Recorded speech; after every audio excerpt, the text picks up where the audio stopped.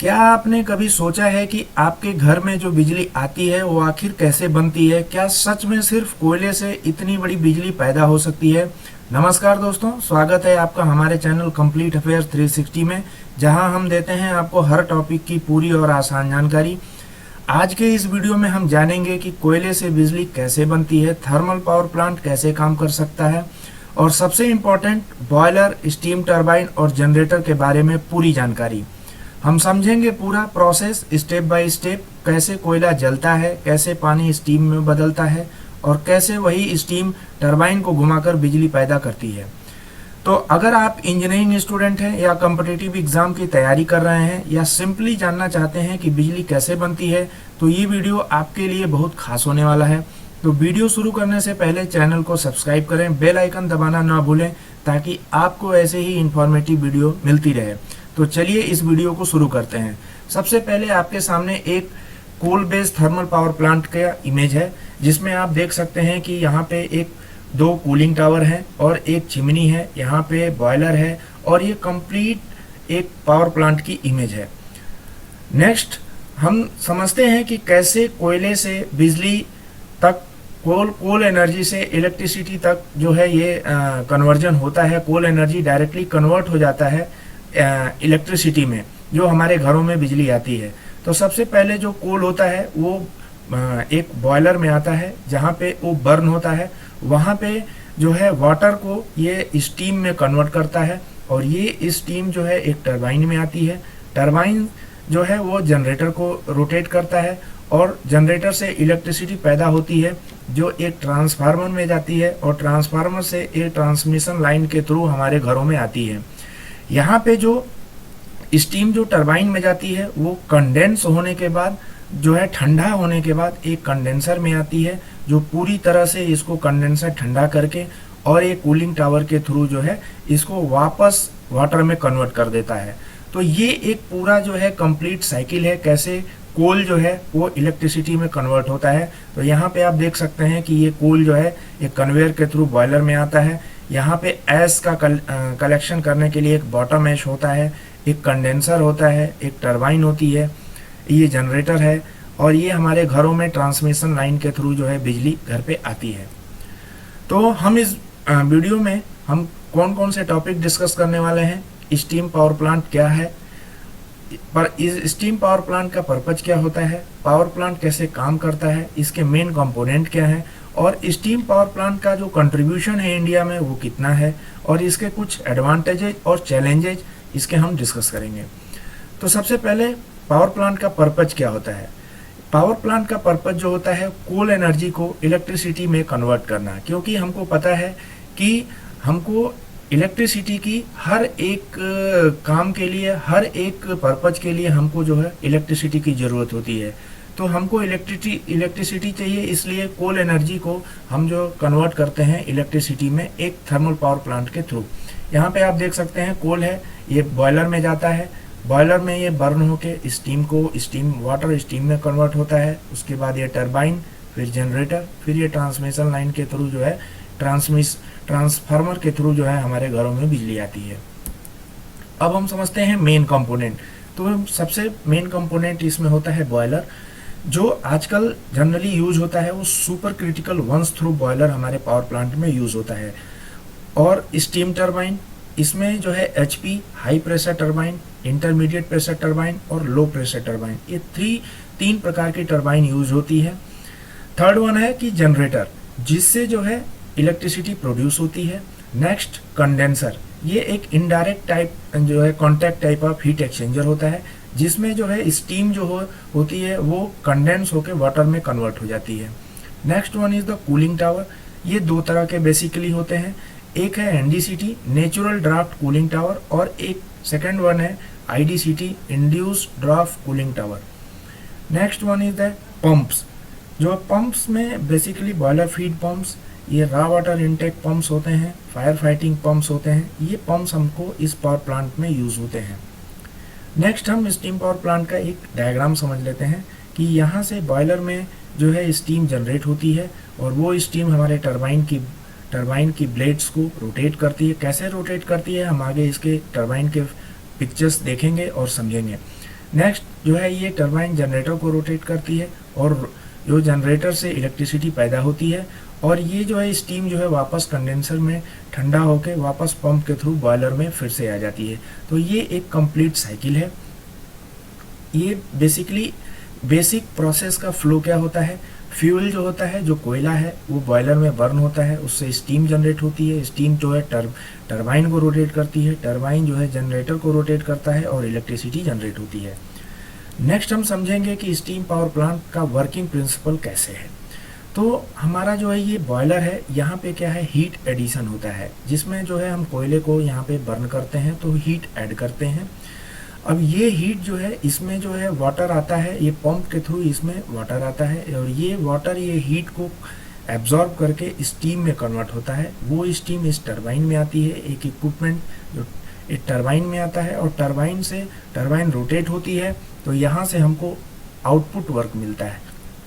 फिर ये जो है तो कंडेंसर में जो स्टीम होती है, जो स्टीम टरबाइन से कंडेंस हो जाती है, उसको कंडेंसर में जो है भेज देते हैं और वहाँ पे कंडेंसर में कंप्लीट वाटर में कन्वर्ट हो जाता है और यही वाटर फिर पंप के थ्रू हम बॉयलर में भेजते हैं। नेक्स्ट जो हमारा स्टीम पावर प्लांट होता है, कोल बेस्ड पावर प्लांट, ये किस प्रिंसिपल पे काम करता है, तो इस जो है वो रैंकाइन साइकिल पे काम कर सकता है। रैंकाइन साइकिल पे जो काम करता है उसका रैंकाइन साइकिल क्या होती है, Rankine cycle is the basic working cycle of the all thermal power plant. जैसे coal based thermal power plant, ये जितने भी coal based thermal power plant होते हैं वो रैंकाइन साइकिल पे काम करते हैं। इसमें क्या होता है, ये कन्वर्ट करता है हीट एनर्जी को मैकेनिकल वर्क में और वो इलेक्ट्रिसिटी में कन्वर्ट हो जाती है। रैंकाइन साइकिल को हम समझ लेते हैं कि ये पंप्स, उसके बाद बॉयलर, फिर टरबाइन, फिर जनरेटर, इनके प्रोसेस क्या होते हैं। जो 1 से 2 प्रोसेस आप देख रहे हैं ये है आइसेंट्रोपिक कंप्रेशन। आइसेंट्रोपिक कंप्रेशन, इसमें जो है प्रेशर जो है, पंप जो है प्रेशर को, वाटर के प्रेशर को इंक्रीज कर देता है और वो हाई प्रेशर का वाटर जो है बॉयलर में इंड्यूस होता है। अब सेकेंड जो 2 to 3 जो प्रोसेस बॉयलर का है, इसमें क्या है, आइसोबारिक हीट एडिशन होता है, कांस्टेंट प्रेशर पे हीट का एडिशन होता है। फिर उसके बाद जो 3 to 4 है टरबाइन का प्रोसेस, ये है आइसेंट्रोपिक एक्सपेंशन। इसमें क्या है, एंट्रोपी कांस्टेंट होती है और इसमें एक्सपेंशन होता है, इसमें वर्क डन होता है। उसके बाद लास्ट है 4 to 1 कंडेंसर, जिसमें आइसोबारिक हीट रिजेक्शन, कंडेंसर में हीट रिजेक्ट हो जाती है और स्टीम वापस वाटर में कन्वर्ट हो जाता है। ये रैंकाइन साइकिल को ये टेम्परेचर और एंट्रोपी के एक्सिस पे इसको हम इस तरह से रिप्रेजेंट करते हैं। 1 to 2 process, 2 to 3 process, 1 to 2 ये पंप का प्रोसेस है, 2 to 3 ये जो है हमारा बॉयलर का प्रोसेस है जिसमें हीट एडिशन होता है, ये 3 to 4 जो है ये टरबाइन का प्रोसेस है जिसमें आइसेंट्रोपिक एक्सपेंशन होता है, यहाँ वर्क आउटपुट मिलता है, और 4 to 1 is the isobaric heat rejection, ये कंडेंसर का प्रोसेस है जिसमें हीट रिजेक्ट होती है एक कांस्टेंट प्रेशर पे। तो ये कंप्लीट जो साइकिल है इसको हम रैंकाइन साइकिल बोलते हैं और इसी साइकिल पे जो है थर्मल पावर प्लांट वर्क करता है। ये कंप्लीट उसका डिटेल्स है कि 1 to 2 आइसेंट्रोपिक कंप्रेशन प्रोसेस है जो पंप में होता है। ये लो प्रेशर जो लिक्विड होता है वो पंप हो जाता है, उसका प्रेशर बढ़ा के हाई प्रेशर में कन्वर्ट करते हैं। Second one is the 2 to 3 process, isobaric heat addition है जो बॉयलर का प्रोसेस है, इसमें हम हीट ऐड करते हैं जिससे स्टीम वाटर स्टीम में कन्वर्ट हो जाता है। Third one is the 3 to 4 is the isentropic expansion, that is the turbine process, इसमें जो है स्टीम जो है एक्सपैंड होती है आइसेंट्रोपिक प्रोसेस के थ्रू जिसमें एंट्रोपी कांस्टेंट होती है। Last one is the 4 to 1 that is the isobaric heat rejection, जिसमें कंडेंसर का प्रोसेस है, इसमें हीट का रिजेक्शन होता है और वापस स्टीम जो है वाटर में कन्वर्ट हो जाती है। ये हमारा रैंकाइन साइकिल का जो है पूरा ये डायग्राम है। इससे रैंकाइन साइकिल का हम जो है इफिशिएंसी निकालते हैं जो कि हमारे पावर प्लांट का इफिशिएंसी आता है। इसमें जो टरबाइन का वर्क डन होता है WT, और उसमें जो वर्क पंप का वर्क होता है रिक्वायर्ड, क्योंकि पंप में वर्क हमको देना पड़ता है और टरबाइन से वर्क आउटपुट होता है।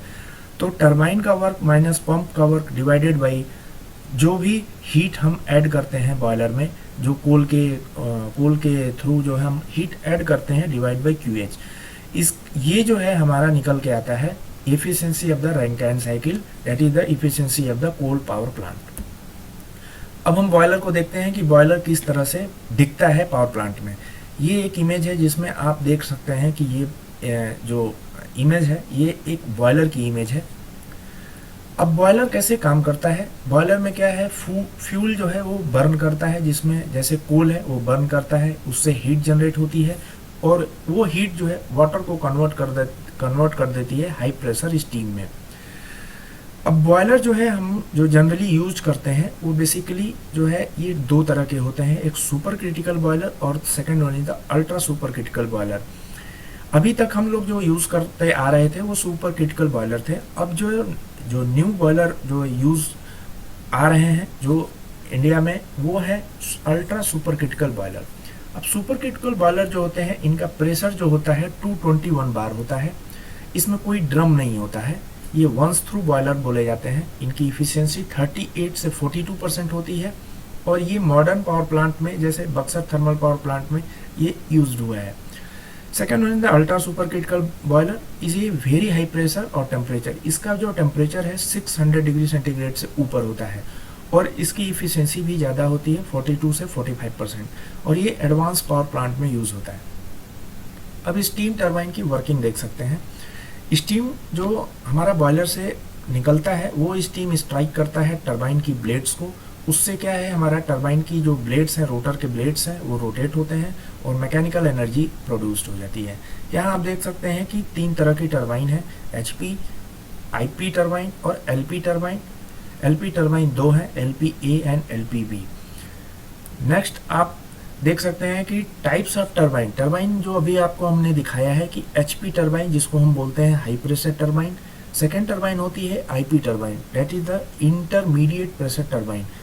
तीसरी होती है LP टरबाइन जिसको हम लो प्रेशर टरबाइन बोलते हैं।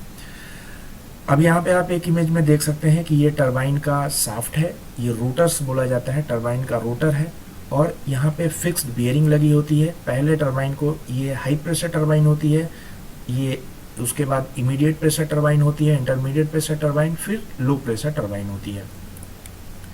लो प्रेशर टरबाइन का आप रोटर देख सकते हैं कि इस तरह का लो प्रेशर टरबाइन का रोटर होता है।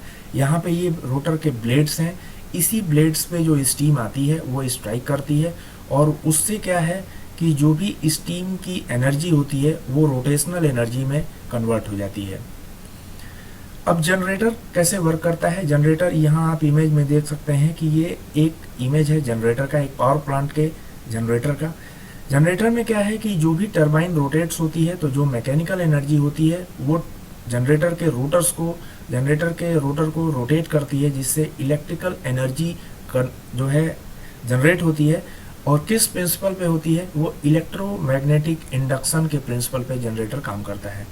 तो इलेक्ट्रिसिटी का जनरेशन जो होता है वो इलेक्ट्रोमैग्नेटिक इंडक्शन के प्रिंसिपल पे होता है। अब हम देख सकते हैं कि कंडेंसर जो हम डिस्कस किए थे, मेन कंपोनेंट कंडेंसर, उसका कैसे वर्क करता है।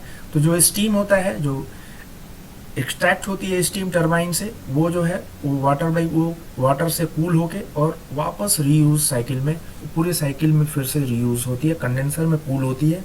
यहाँ से आप देख सकते हैं इमेज में कि जो टरबाइन से निकली हुई स्टीम है इस कंडेंसर में एंट्री होती है और इस कंडेंसर में ट्यूब्स होते हैं, जो ट्यूब्स में कूलिंग वाटर एंटर करता है और यहाँ से कूलिंग वाटर निकल जाता है। तो कूलिंग वाटर के इनडायरेक्ट कांटेक्ट में स्टीम आती है और वो कंडेंस होकर हॉट वेल में वाटर आ जाता है। जो है कंडेंसेट एक्सट्रैक्शन पंप होता है, वो इस पंप इसको सक्शन लेके वापस साइकिल में जो है ये चला जाता है। नेक्स्ट समझते हैं कूलिंग टावर। जो आपने देखा कि कूलिंग टावर का पर्पज क्या होता है, ये कूलिंग टावर बेसिकली यूज होता है remove heat from the water.